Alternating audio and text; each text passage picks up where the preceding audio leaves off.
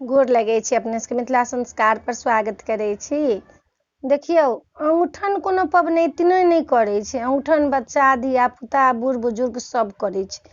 तऽ जे नहियो व्रत करै छै सेहो औंगठन करै छै। ई कोनो नियम नहि छै जे पबनैतिने औंगठन करतै तऽ लोक करतै, से नहि। ई औंगठन जे छै से भाय बहिनके पाबनि छै। ई अंगूठिके पानि पीबऽ नहि कहै छै हमरा कोनो अंगूठनिया नहि देने छियै, हमरा कोनो औंगठनिया नहि छै। ककरा लग उठबै तऽ भायके औंगठन बहिन रहै छै, बहिनके औंगठन भाय रहै छै। आ सास ससुर सबके औंगठन, जे पुतहुके औंगठन जे छै से सास ससुर सब छै। तऽ ई जे अथी भोरके जे ई औंगठन छै सेहो एकटा पाबिने छै। ई कोनो जितियेके नहि छै, ई स्पेशल पाबिने छै जितियामे के। तऽ ताहि लऽ कऽ औंगठन करैके कोशिश सब गोटा करू। आर खीरा जे छै या सुपारी जे छै से पबनैतिन सब चढ़ैथिन। तऽ एहिबेर तऽ पबनैतिनके औंगठन नहि छै, एहिबेर जे छै से राइतेमे छै पबनैतिनके 9:45 खा कऽ रहि जायके। तऽ पबनैतिन औंगठन तऽ नहि करथिन। आ धियापुता सबके औंगठन करायब तऽ औंगठनके एकटा मन्त्र दै छी, से सुनबै जाकऽ।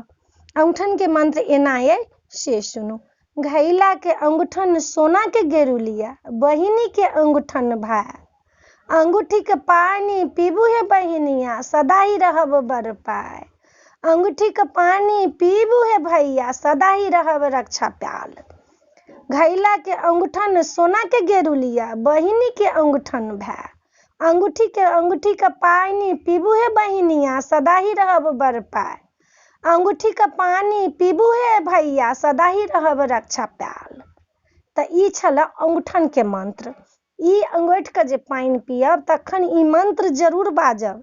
एकर नियम छै। आ एकर ई देने छी स्पेशल कऽ कऽ ई मन्त्र देने छै जे औंगठन कालमे खा जहन लेब, अंगूठिके पानि पीबै छी, ओकरे होइ छै औंगठन सरगी।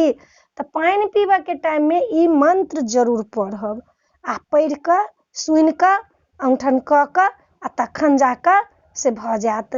आ अपने सबके ई नीक लागत तऽ चैनलके सब्सक्राइब करऽ नहि बिसरबै, जरूर सब्सक्राइब करबै, लाइक करबै आ कहबै जरूर, बिसरबै नहि। जय मिथिला, जय माता जी, जय जितवाहन।